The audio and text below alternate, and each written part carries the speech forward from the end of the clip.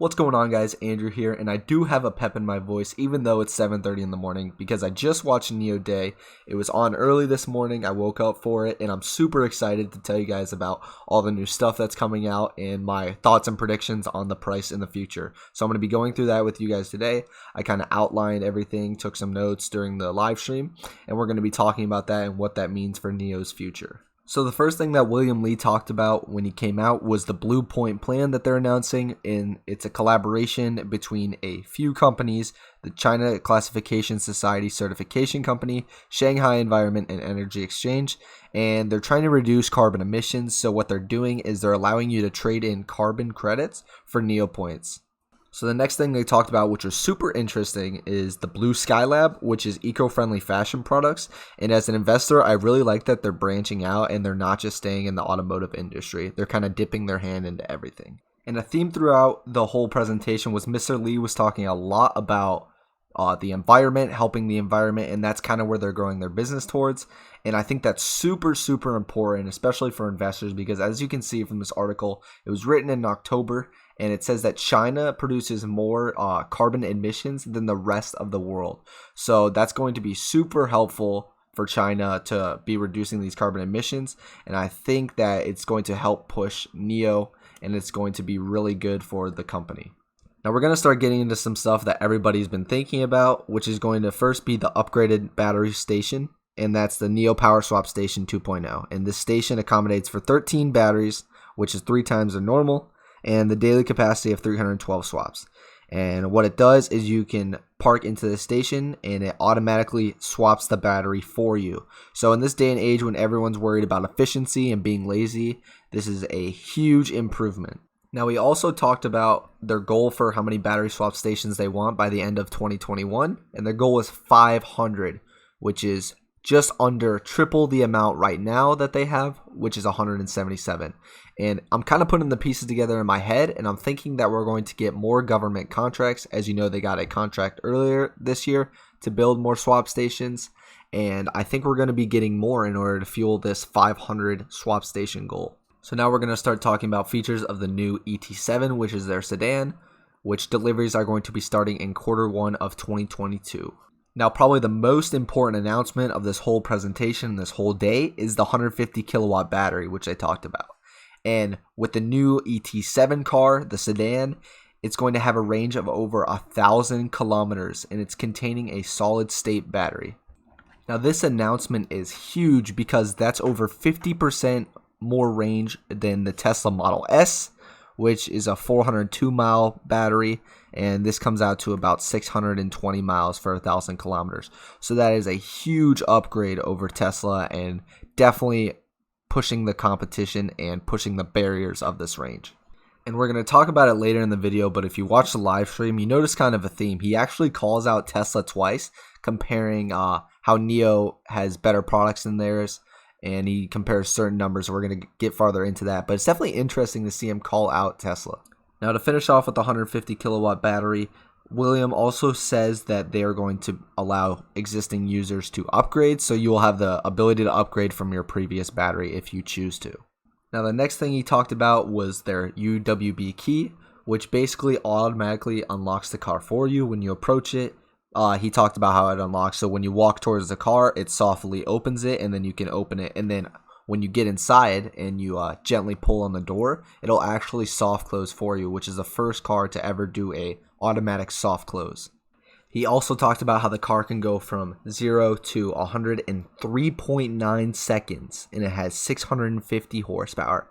So this thing is fast, this thing has some kick, this thing is definitely a high performance vehicle.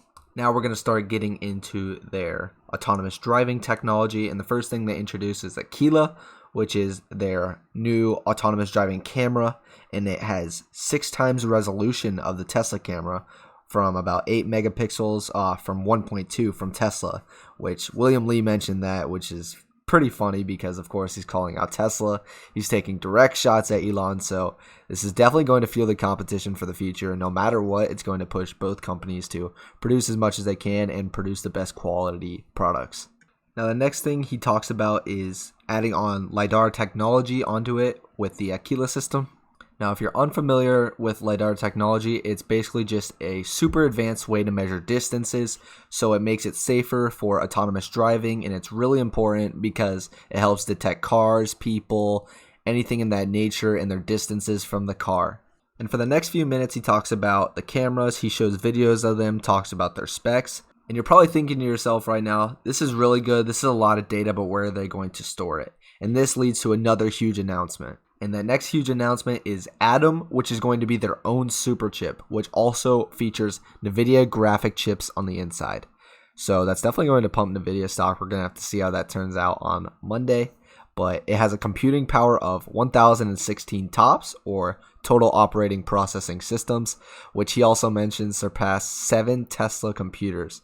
So he's definitely throwing a lot of shots at Tesla this presentation. So I think that's really funny. But this is super huge news in regards to their overall expansion of the business and their overall innovation. Now, all these features that we're talking about come with the ET7, but he also mentions that you can upgrade and you can purchase for a subscription monthly fee. And I really like the subscription fee because that's definitely a really good model that a lot of people are transitioning to, is a subscription-based model. And that's definitely going to help with their revenues and their future earnings, which is really good look for investors. In addition to all that, ET7 drivers and users get a lifetime warranty, power home, lifetime power swap benefits, lifetime roadside assistance, lifetime connectivity, lifetime out-of-town power service, and a free power home. Now, if we look at the price with a 70 kilowatt battery, it comes out from 448,000 Chinese yuan to about 69,000 US dollars. Now, if you want to purchase it with the 100 kilowatt battery, it's going to cost you $78,000. And if you don't want to purchase it with the battery at all, it's going to be about $58,000. Now, they also offer an ET7 Premier Edition, which just has premier interior, wheels, and it also comes with a 100 kilowatt battery, which is going for $81,000. And if you don't want the battery, it goes for $61,000.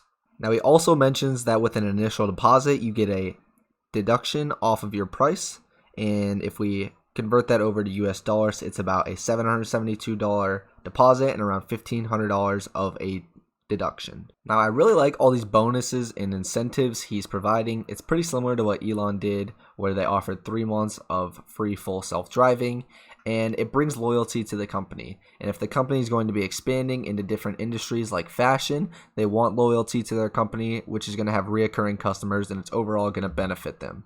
Now, in my own personal opinion, that was an excellent presentation.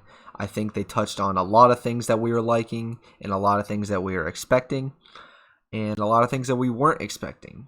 But the one thing that they didn't touch on, which could be cause of concern, is their expansion into Europe.